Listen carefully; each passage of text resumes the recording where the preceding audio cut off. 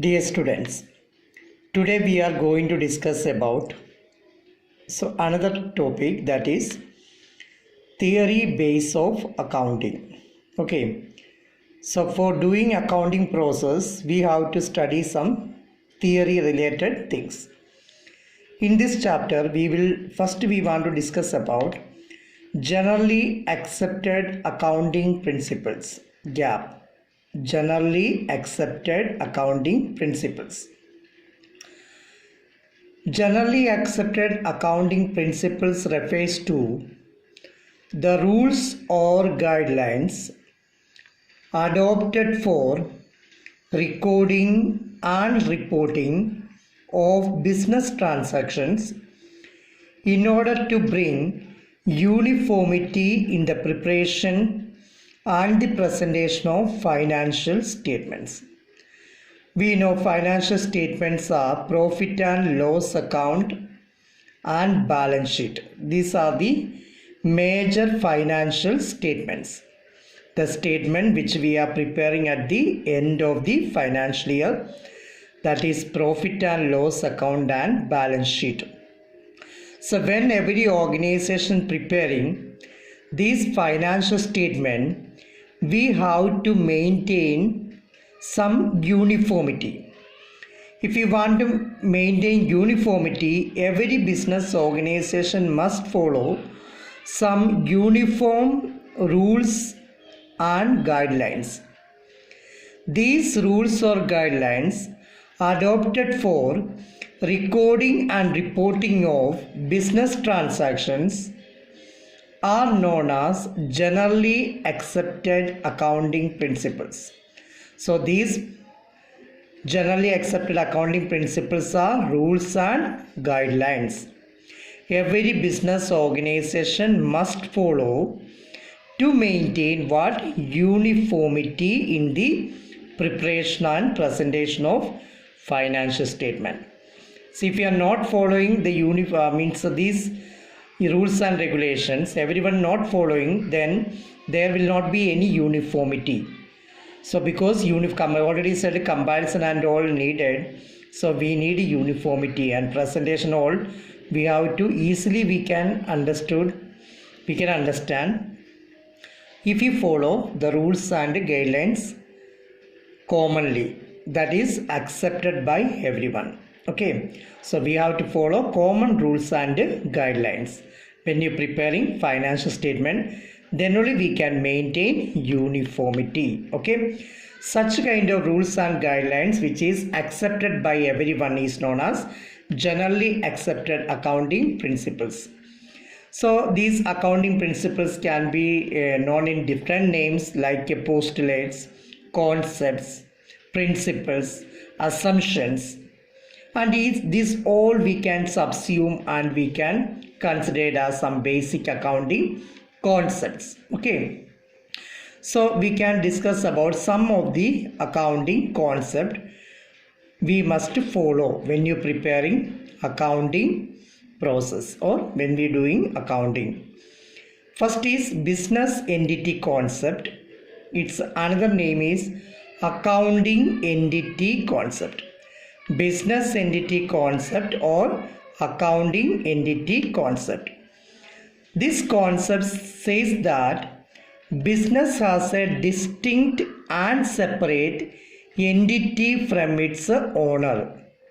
That means the owner and business are different. When you're doing accounting process, the business and the owner are to be treated as two separate entities. They are not considered as same. They are different entities. Business is different, owner is different. So according to this concept, capital which is invested by the owner, we know normally owner or proprietor investing some money in the business, that is capital. Capital is considered as a liability of the business. What is the reason liability it is? Because owner and business are not same. So whatever owner investing money in the business, that is capital, the business have to pay back to the owner. That is why the capital which is invested by the owner in the business is treated as liability of the business. Business must pay back that capital to the owner in future. So this concept is known as which concept? Business entity concept, or another name is accounting entity concept. Okay. Now we can study the second concept, that is money measurement concept. So another concept we can study, money measurement concept. So this money measurement concept state that only those transactions and happenings in an organization which can be expressed in terms of money are to be recorded in the books of accounts. We already studied at the time of studying the time of meaning of the accounting. The transactions which we can measure in terms of money, that only we can record in the books. So that concept is known as money measurement concept. So every transactions and happenings we cannot measure, we cannot record. Which kind of transactions only we can record, or happening which we can measure in terms of money. Okay, that concept we will call the name money measurement concept.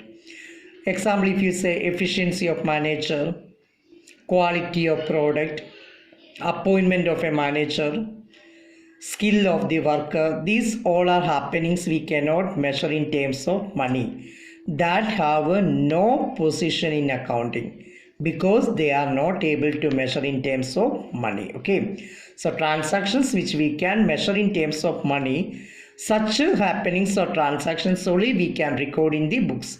That concept we will call the name money measurement concept. Okay, now the next concept is going concern concept. Going, it says that the business will continue to exist for a long period in future. So according to this concept, it says that business will continue for a long period of time in future and would not be liquidated in the near future. So when you starting a business, our assumption is that business will continue for long period of time. We have no intention to liquidate. Liquidate means to wind up or close the business in the near future. Such assumption is known as going concern concept says. Okay, so going concern concept says that the business will continue to exist for a long period in future and would not be liquidated in the near future. So our assumption, it will go on for a long period of time. We have no intention to close business in the near future. That concept is known as going concern concept. Okay, and the next concept is accounting period concept. Accounting period concept means it refers to the span of time. Span of time means some period of time at the end of which the financial statements of an enterprise are prepared. We know which are the financial statement, profit and loss account and balance sheet. These financial statement we have to prepare after a certain period of time, at the end of a certain period of time. That period of time we are fixed as 1 year period. Normally we are fixing this period as uniform period as 1 year, starting from 1st April to 31st March. That is 1st April of 1 year to the 31st March of the next year. This 1 year period ending time only we will prepare financial statement to maintain uniformity. This interval of time is called accounting period. Okay, so according to this concept, there should be a uniform span of time at the end of which the financial statement of an enterprise are prepared. This uniform time is normally starting from 1st April to 31st March. Okay, this is 1 year time. This time period is known as a accounting period. It is known as financial year or accounting period. Okay. After the end of this period, 31st March, we will prepare the financial statement. Then we can submit this to the concerned authority, whoever need, who are the interested users, we can give to them. Okay. Normally income tax authorities and sales tax authorities, for them we can submit this financial statement after the end of the financial year or period. Then next concept, and another concept is cost concept. See, next concept is cost concept. This concept is also known as historical cost concept. Okay, so cost concept or historical cost concept. It is stated that all assets are recorded in the books of accounts at their purchase price. So whenever we purchasing an asset, the assets we will record in the books in its which price only? Purchase price. This purchase price means which include cost of acquisition. What price we are purchasing this? It's a transportation cost. It's the installation cost and making the asset ready to use. So from purchasing onwards to installation, whatever money we spend, that all together is known as the purchase price. That price only we will record as the cost of the asset. Okay, so suppose you think that we purchased some machinery from another state for 1 lakh rupees. To bring to our state, we spend a transportation cost of rupees 50,000. For installing it, we spend 50,000 rupees. So acquisition 1 lakh rupees, transportation 50,000, installation 50,000, total the purchase price will be 2 lakhs. So cost of the asset we will record as 2 lakhs. Understood? Then later, after certain period of time, its price change or not, it is not considering in the books. We will always record in the books in the which price only the price under which it is purchased. That is why it is known as historical cost. Suppose some land we purchased for 2 lakh rupees before 5 years. But after 5 years, its value may change. Market value may increase. But still in the book we will show in the old value only. That is why it is known as historical cost concept. Okay. Now one more concept we can discuss today, that is dual aspect concept. Dual means two, double. So dual aspect is the basic principle of accounting. So in accounting basic principle we will say this concept. Which one? Dual aspect concept. This concept states that every transaction has a dual effect. Every business transaction should be recorded at two places. Okay, so according to this concept, every business transaction will affect two places. Otherwise, we have to record in two places. It have a two effect. That is, every transaction will affect at least two accounts. Okay, so every business transaction will affect at least two accounts. If you say an example, you say that we purchased goods. We know that we can take another example. We deposited money into bank. We deposited money into bank. So cash is going from us. Our bank balance will increase, right? So it will affect a cash account as well as bank account. So like this, every transaction will affect a two account. It is known as a dual aspect concept. That is, if one account is debited, any other account must be credited. We know that every account T format, left hand side is debit, right hand side is credit. So every transaction, one account is debit and any other account must be credited. This must be followed according to dual aspect concept. And the system of recording transactions according to this principle, that is according to dual aspect concept, is known as double entry system. That means every transaction will affect two accounts.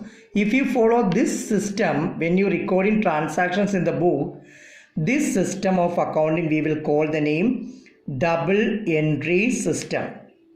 So according to double entry system or dual aspect concept, we will get asset is equal to capital plus liability. So if you follow double entry system, we can say always asset will be equal to liability. Here we know capital is a investment by the owner, capital is also liability. So this capital is the internal liability, this is the external liability. So asset will be always equal to liability. That means we can bifurcate liabilities like this: capital plus liability. Capital is the owner's one, this liability is the outsiders. Okay, so this equation we are getting from dual aspect concept. So actually this double entry system is invented by one Italian person, that is Lucas Pacioli. Okay, so Lucas Pacioli invented the system double entry system. This is the base of the accounting, or it is a basic principle of accounting. That is why this Italian person is known as the father of accounting. So who is the father of accounting? Luca Pacioli. So Luca Pacioli is the father of accounting. Why he known as father of accounting? Because he invented double entry system of accounting. The double entry system of accounting or dual aspect concept is the basic principle of accounting. That is the reason he is known as Luca Pacioli is known as father of accounting. Okay, so this many concepts once again go through and study well. So many other concepts are remaining. In the next class we will study that. Okay, thank you so much.